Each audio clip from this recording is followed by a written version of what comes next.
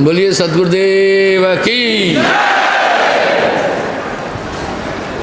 आज के आनंद की, भक्त मंडली की सारे। जगत है रैन का सपना। कम से कम जितने भी महापुरुष हुए, जितने भी सद्ग्रंथ हैं, जितने भी गुणीकरण हुए, सबने एक मत से एक बात स्वीकार की है, ये संसार नाशवान है। सिर्फ नाशवान नहीं बोला, स्वप्नवत है।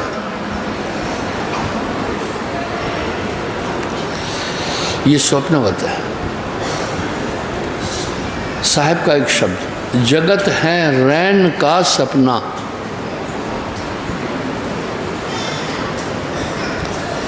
ये केवल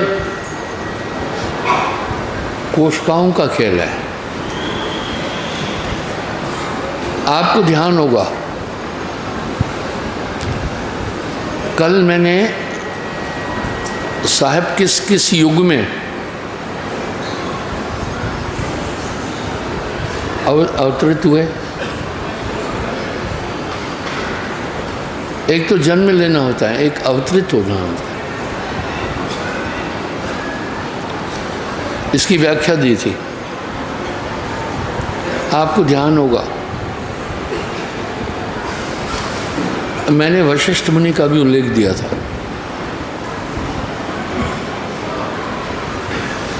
ये पूरा ब्रह्मांड एक अंधकार में है।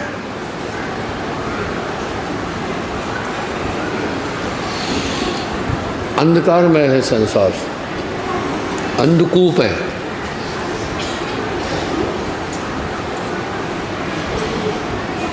जो सपना पेखना जग रचना तिम जान, इनमें कछ साचो नहीं, यह नानक साची मान।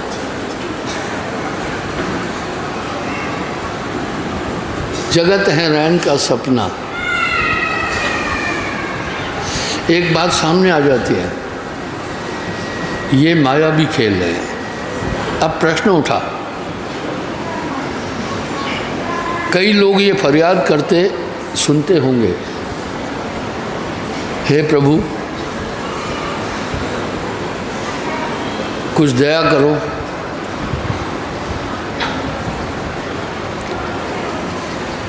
संसार में बहुत दुख है, आप जीवों के मालिक हैं। मानवीय दृष्टि से अगर हम थोड़ा सा देखें तो माता पिता हमेशा बच्चों का कल्याण चाहते हैं।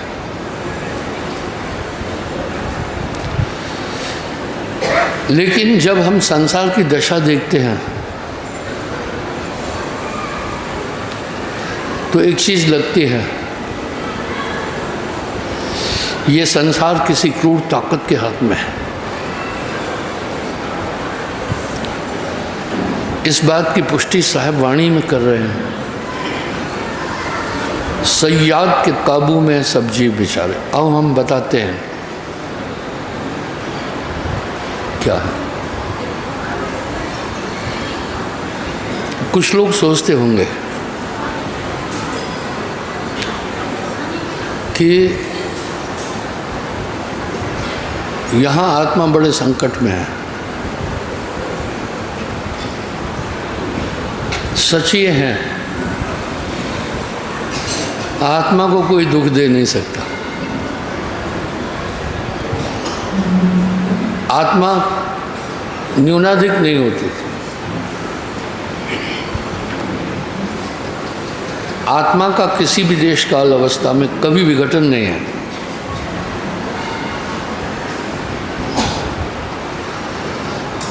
तो ये सुख और दुख कौन अनुभव कर रहा है?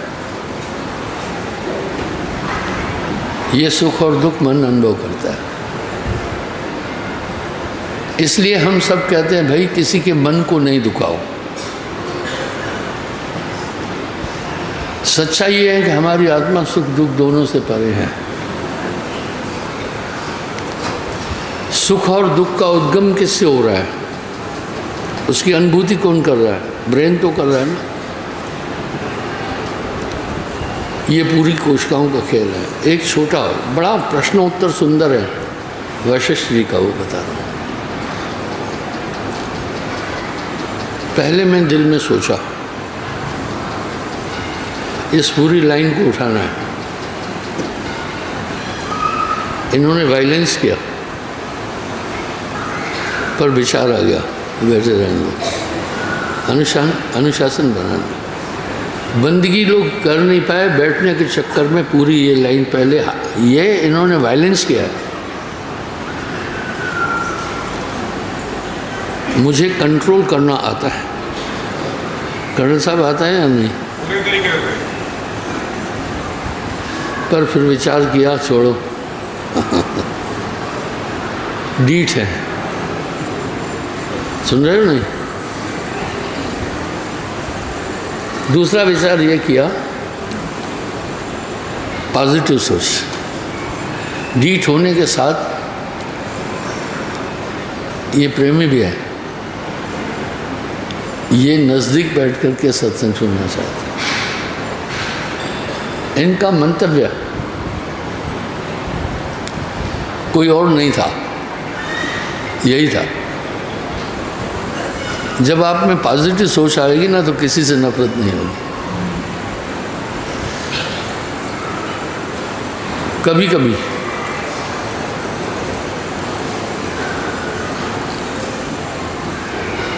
आप देखते हैं कुछ लोग वायलेंस करते हैं, कुछ लोग गलतियां करते हैं, कुछ लोग गलत काम कर लेते हैं, कुछ लोग हिंसा करते हैं, कुछ छल कपट करते हैं। तो क्या ये आत्मा है? आत्मा की व्याख्या में ऐसा तो नहीं आ रहा है, ये सबके मन का है। इस मन पर कोई भी टीका टिप्पणी नहीं कर रहा है।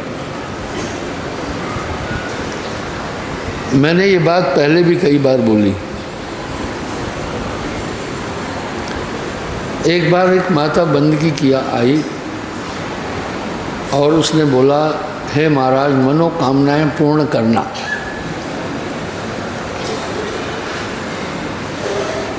मैंने पुष्टि चाहिए कि दोबारा बोले क्या बोला है। हालांकि मैं समझ गया कि ये बहन जी बोल रही है मनोकामनाएं पूर्ण करना।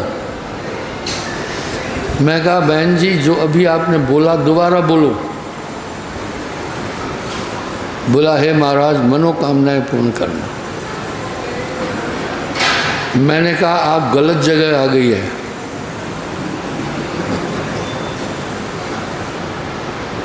मैंने कहा, बहन जी आप गलत जगह पहुंच गई है। यहाँ मनोकामनाएं चूर्ण करते हैं, पूर्ण नहीं। अब यहाँ साहब एक शब्द कह रहे हैं, काम काम सबको कहे, काम काम सबको कहे, काम न चीने कोय, जेती मन की कल्पना काम कहावे सो। मन की कल्पनाओं का निरोध ही सही काम है।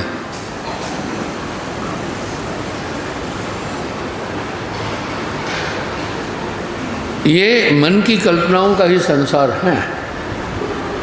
इसलिए जो मन की कल्पनाओं को नियंत्रित करता है ज्ञानी है।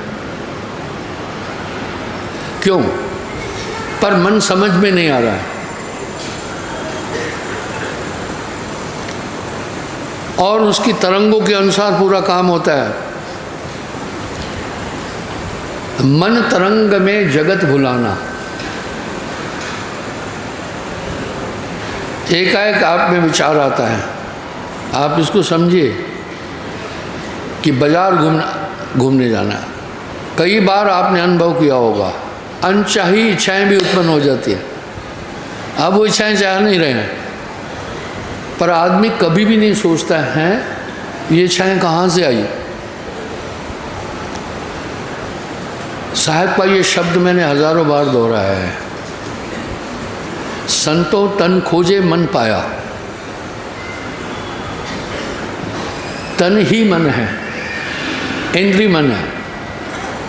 ये शरीर का रोम रोम मन का सहायक है, आत्मा का नहीं। रोम रोम मन का सहायक है, उसकी आज्ञा का पालन करते हैं। ऐसा क्यों? ठीक वैसे ही बताना चाहता हूँ। आपके शरीर की कोशिकाएं एक दूसरे से संबंधित है।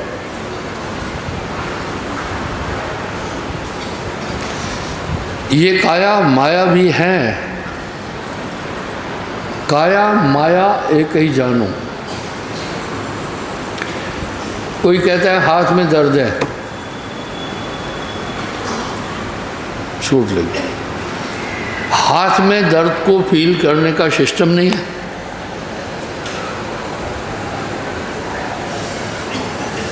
इस दर्द को विक्सी किसने फील किया?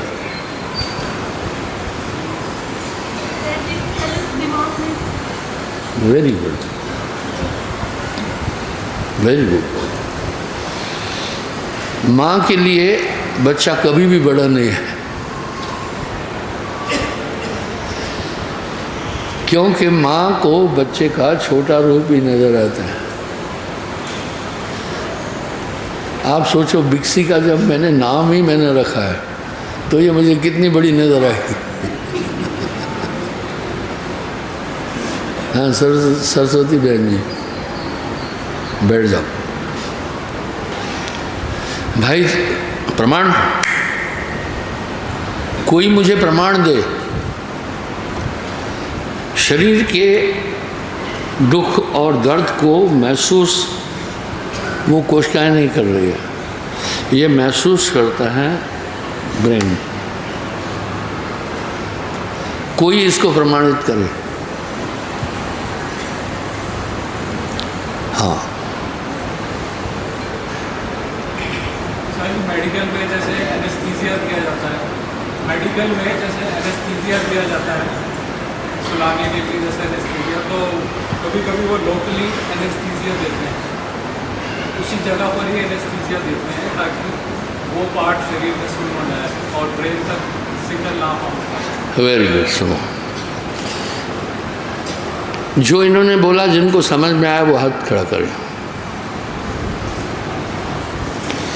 संभव है बाकी लोगों ने नहीं सुना। उदाहरण के लिए हाथों में स्टिच करना है तो वो पूरे ब्रेन को सीज नहीं करते। आपको एक बात बताना चाहता हूँ, इसमें कोई डॉक्टर है तो हाथ खड़ा करे।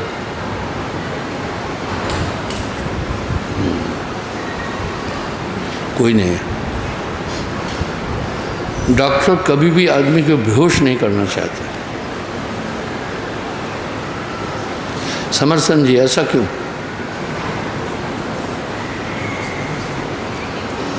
यार जल्दी बुढ़े हो गए समरसन जी। आज लुंगी बांधी है क्या?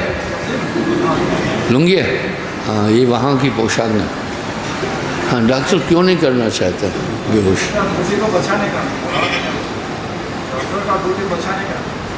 बुद्धि बचाने का है। कोई बात नहीं, समझ रहे हैं। ये बहुत बड़े इंजीनियर है, एयर इंडिया में थे, हवाई जहाज़ों को रिपेयर करते थे। बैठिए, भाषा की प्रॉब्लम है। समरसन जी, मैंने हिंदी सिखाई है नहीं कुछ? हिंदी मैंने सिखाई है नहीं? आवत भाषा सब भाषा मिक्स है। हिंदी ऐसा भी नहीं आता है, उसका साथ साथ आवत भाषा और भोजपुरी सब आती है। जो इनकी बात समझे वो हाथ खड़ा करे। हाँ, विजय बहादुर क्या बोल रहे हैं? अवध की भाषा, भोजपुरी भाषा में कुछ समझ में आती, हिंदी बहुत कठिन है। अरे बैठो यार, उल्टा ही बोल रहे हो कुछ।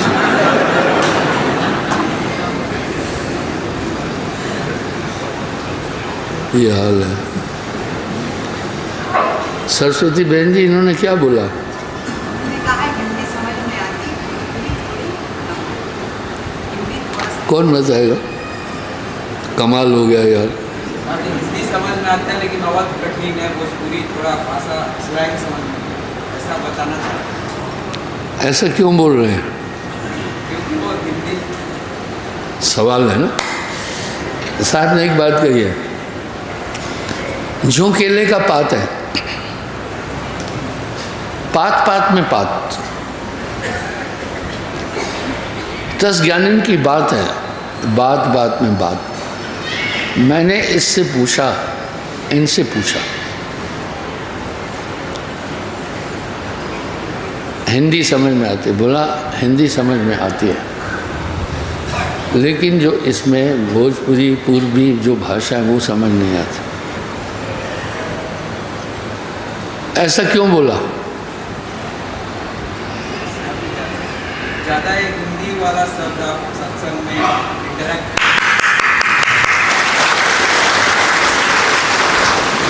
Very good. क्या काम करते हो? सर जी सॉफ्टवेयर का सॉफ्टवेयर बैठो। क्योंकि मेरे प्रवचन में अवधी भी है, भोजपुरी भी है, ब्रिज भी है, संस्कृत भी है। बोलो वो नहीं समझ में आता। ऐसा क्यों?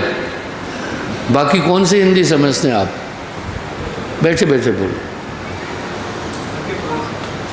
मध्य प्रदेश, मध्य प्रदेश।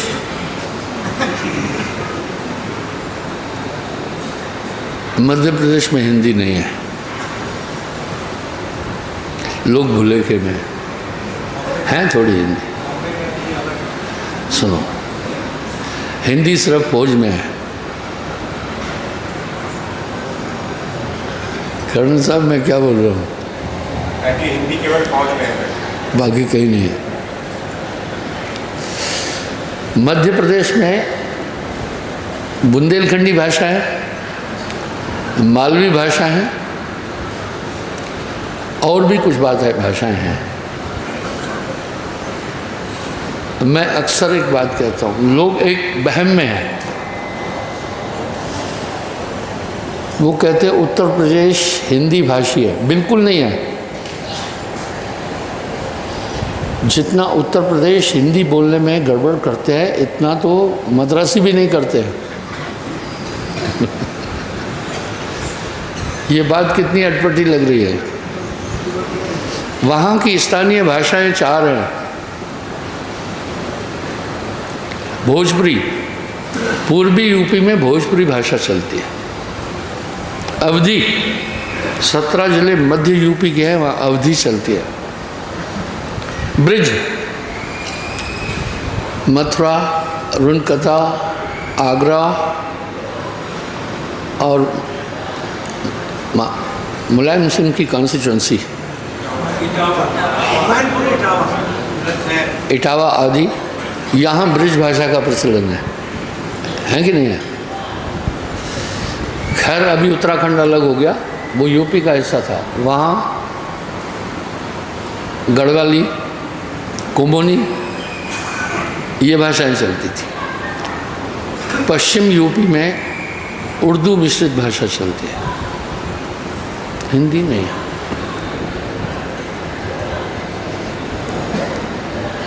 इसलिए बिहार के लोग भी आप देखना ग्रामर को बहुत कम इस्तेमाल करते हैं।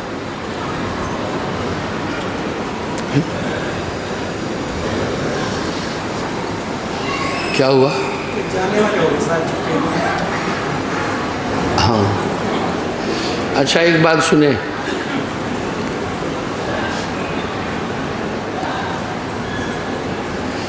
ये लोग क्यों भाग रहे हैं? क्या हो गया? कोई महिला बीमार है शायद, कोई महिला बीमार है। तो ये सब क्यों भगदड़ मचा दिए? आवाज़ आने से जोर जोर से आवाज़ कर रही है। साइड ले जाओ उसको।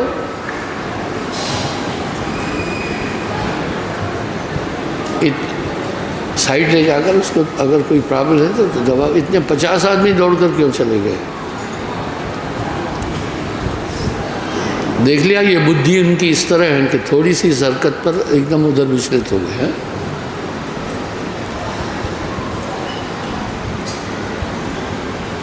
अब हिंदी चलती है, ये काम तो सेवा समिति वालों का था। यहाँ कुछ नाटकबाज स्त्रियाँ, नाटकबाज भी आती हैं, वो अपना ध्यान लोगों का अपनी तरफ कंसंट्रेट करने के लिए ये हरकतें करती हैं। सीधा गेट आउट कर दो, यही हल है। मैंने अभी कहा कि हिंदी जो भाषा है इसमें क्या क्या मिश्रित हैं वो मैं बताना चाहता हूँ। हिंदी में संस्कृत का पुट है, अवधी है, पूर्वी है, भोजपुरी है, बुंदेलखंडी है।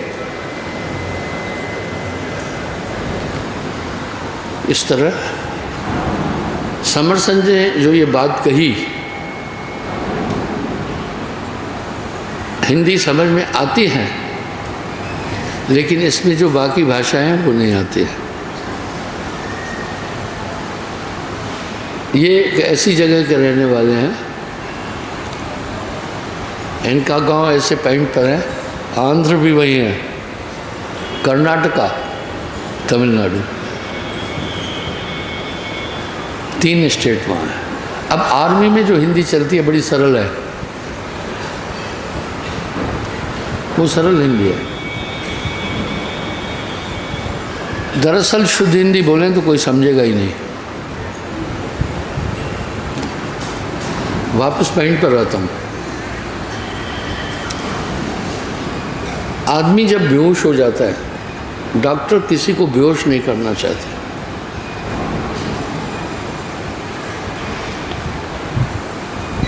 क्या कारण है? डॉक्टर की कोशिश होती है किसी को बेहोश न करो। इंजेक्शन लगाने से आदमी को बार बार चक्कर आते हैं, बाद में चक्कर आते हैं बाद में। आपको बेहोश किया गया था क्या? नहीं सही है। बैठो, कोई और बताए। सर ज़्यादा एनेस्थीसिया देने से आदमी कोमा में जा सकता है, आदमी कोमा में जा सकता है, आदमी कोमा में जा सकता है। जिनका ऑपरेशन हुआ है बेहोशी में, वो हाथ खड़ा करो। हाँ चलो आप बताओ। अभी 2008 में ऑपरेशन हुआ था, तो उस टाइम हमारी काफ़ी अच्छी, उस टाइम हमारी तो काफ़ी याद रहती है। बेहोशी के टाइम आपको वो एक्सपीरियंस ले लेंगे, एक नया साल था, तो वो भी था। आपने मेरे प्रवचन में एक कहावत है, substance rules is aim of the education. भावनाओं का आदान प्रदान ही शिक्षा है। जो अपने विचारों को ठीक से रख रहा है वो शिक्षित है। 4 किताब पढ़ने से कुछ नहीं फर्क पड़ता। मैं एजुकेशन का विरोधी नहीं हूँ। भावनाओं का आदान प्रदान करना ही शिक्षा है। भाई लीवर ट्रांसप्लांट करना है, आदमी को बेहोश करना पड़ेगा। माता बहनों की जो सर्जरियन डिलीवरी करते हैं उसमें पूरी बॉडी को बेहोश नहीं करते हैं, ठीक है ना। इस तरह ये क्यों होता है? कोशिकाएं जो बेहोश की गई वापस अपनी पॉइंट तक नहीं पहुंच सकती है, उसका टैलेंट खत्म हो जाएगा। ठीक इसी तरह कितना भी इंटेलिजेंट आदमी हो, अगर दौरा आ गया गया। जिसको मिर्गी का दौरा आता है कभी भी बुद्धिमान नहीं हो सकता, क्योंकि ब्रेन की कोशिकाएं हाई शिवरिंग करती हैं। शांत तो हो जाता है आदमी, लेकिन वापस उस पॉइंट तक नहीं जा सकता है। बहुत घातक उदाहरण देता हूँ, उसको ज़्यादा देर शिवरिंग नहीं करने देना। आपका हर इंसान से एक नाता है, आप भूल रहे हैं। आप अपने भाई के लिए हमदर्द है ना, आप हकीकत नहीं जानते हैं, सब आपके भाई हैं, क्योंकि हम सब एक ही परम सत्ता की संतान है, उसके अंश है। इसलिए सबके प्रति सौहार्द भ्रातृत्व भाव रखना है। पर ये तुम्हें याद नहीं है, तुम्हें भौतिक चीज़ें याद है कि ये बैठे बैठे ये मेरी माँ है, ये मेरा बाप है, ये कोष्ठाओं का खेल है, ये निरंजन का खेल है। साहिब की आइडियोलॉजी समझना बहुत मुश्किल है।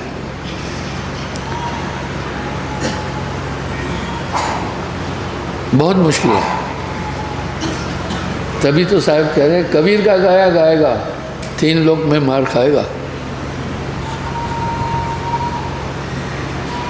कबीर का गाया बूझेगा तो अंतर्गत को सूझेगा। आप तमाशाबीन होकर उसको नहीं देखना, आप डरना भी नहीं किसी से, उसको हेल्प देना, उसको मदद देना, ये तुम्हारा कर्तव्य है।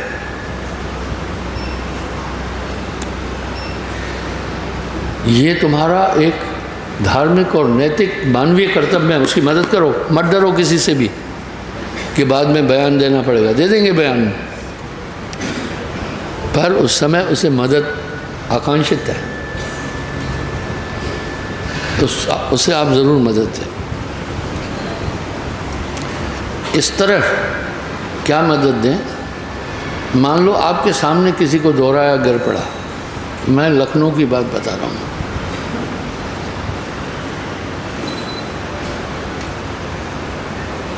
मैं बेगमपुरा से उतरकर गोंडा जाना था। गेट के बाहर जब मैं आ रहा था तो एक आदमी, 20-25 आदमी उसको घेर कर खड़े हुए थे। एक आदमी लेटा हुआ था, उसको दौरा आ गया था।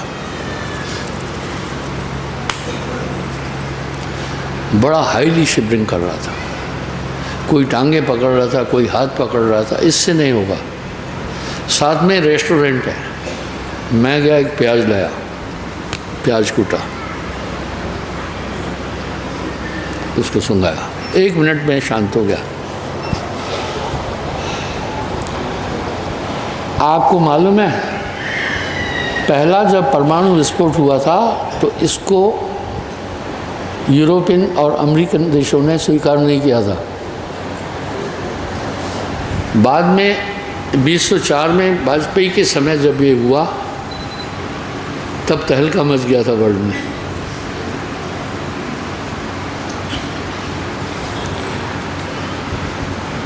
ये विस्फोट कैसे किया था? उसको पोखरण में लाना था, पोखरण में, राजस्थान।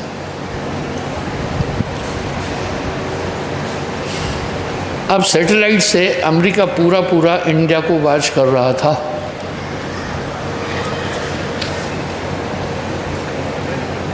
कि क्या एक्टिविटी कर रहा है, पूरा। वैज्ञानिकों को आर्मी की यूनिफॉर्म पहनाई, जिनको पता है हाथ खड़ा करें। हाँ, ट्रकों में वो एटम बम लाया गया पोखरण। कर्नल साहब कितना गहरा खड्डा किया? काफी गहरा था। कितना? 200 फीट के आसपास था, कि एग्जैक्ट नहीं पता। 200 मीटर। क्यों? ताकि राजस्थान में रेडिएशन नहीं फैले। ठीक है, परमाणु बम का विस्फोट हो रहा है। और क्या किया पता है? हजारों टन प्याज उस खड्डे के इर्द गिर्द रखा गया, क्योंकि प्याज रेडिएशन को कंट्रोल करता है। और देश में प्याज महंगा हो गया था। जिनको ये मालूम है वो हाथ खड़ा करना।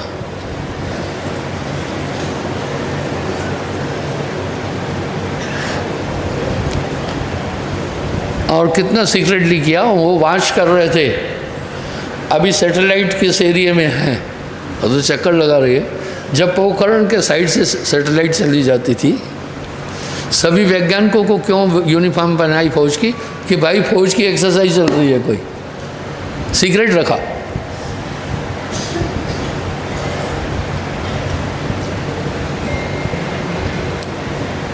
जब विस्फोट हुआ उसके बाद भी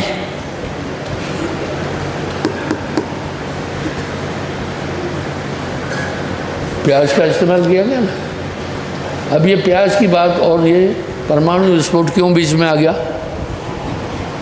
कर्नल साहब, मैं तो सत्संग कर रहा था, ये क्यों आ गया बीच में? मैं उधर क्यों चला गया?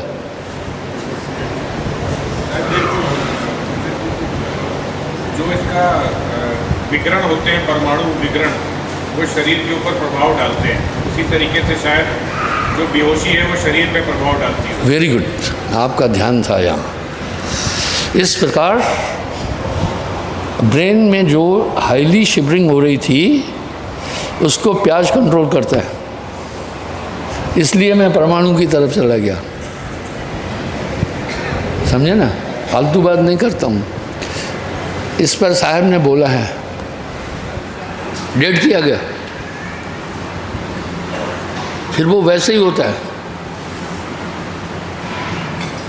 वो कोशिकाएं वापस अपने उस पॉइंट तक नहीं पहुंच पाती है। इससे वो भूलेगा, बेचैन रहेगा, रेसिस्टेंस पावर कम हो जाएगा, गर्मी नहीं बर्दाश्त कर सकेगा, दुख बर्दाश्त नहीं कर सकेगा और बेचैन सा रहेगा। जो मैंने ये बात बताई कैसी है, ऐसा ही ना। इसलिए डॉक्टर की कोशिश होती है बेहोश न करें। आइए, आखिर कल भी मैंने एक एग्जाम्पल दिया था। फादर ऑफ द फिजिक्स किसको कहते हैं?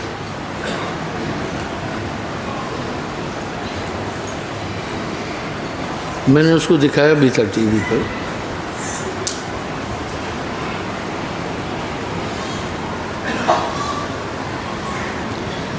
दो का एग्जाम्पल दिया था, जिसका डॉक्टर ने ब्रेन चुपके से निकाल दिया था। आइंस्टाइन जर्मनी के थे।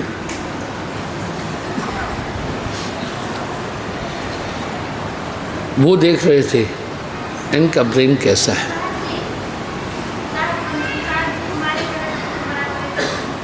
क्या बोल रहे? अरे कोई बगल वाला खड़े होकर बताओ क्या बोल रहे? कोई ऑपरेशन की बात कर रहे हैं कि ऑपरेशन हुआ। बैठ जाओ। उस डॉक्टर को तो सस्पेंड कर दिया था। ये मैं बात क्यों उठा रहा हूँ? आत्मा तक जाने के लिए ये बात उठाई है। ये सभी अवस्थाएं हमारी बॉडी की है, आप याद रखना। ऐसी कोशिकाएं जो जाग जाएगी तो आपकी ब्रेन कैपेसिटी अभी से 1000 गुना बढ़ जाएगी। कितना? जो एक सन्यासी योग करके कहता है अहम ब्रह्मस्मि, ऐसे ही नहीं बोल रहा है, वो तुरिया में पहुंच गया। तुरियावस्था में हमारी दूसरी कोशिकाएं जो अभी सुप्त पड़ी है वो कभी नहीं उठी है, वो डीप में है। वो बिना कंसंट्रेशन के पावर के नहीं जाग सकती है। वो आपका डीप कंसंट्रेशन उसे जगाएगा। उसके बाद तुरीयातीत अवस्था ये है, आप नींद में जा रहे हैं भाई, आप काया को समझो।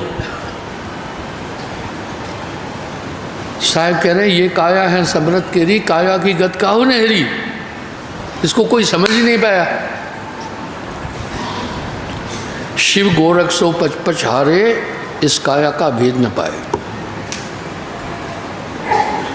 यही निरंजन की शरीर की कोशिकाओं की वृत्ति है।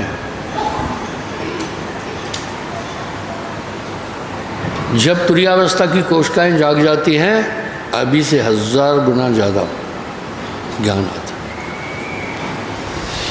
कभी कभी ये स्वाभाविक भी उठती है, भविष्यवक्ता बहुत हुए। एक अंधी लेडी थी जो यूरोप की थी, उसने बहुत भविष्यवाणी की, नास्ट्रोडेमस ने भी किया। ये क्या था? नेचुरल उसकी तुरीयावस्था की कोशिकाएं जाग गई, उसको फिर भविष्य दिखता है। भविष्य तो आम आदमी को भी दिख रहा है।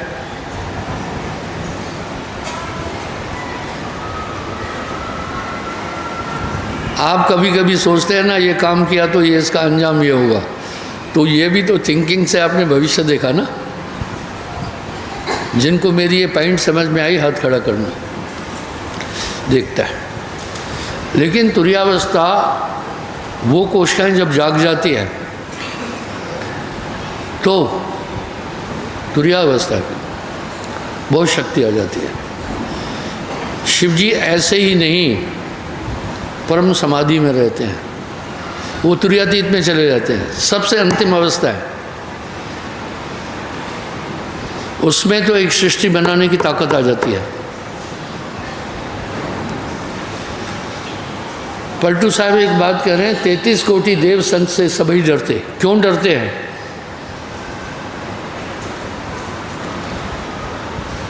पलटू संत को पूजिए, दूजा पूजन कोय।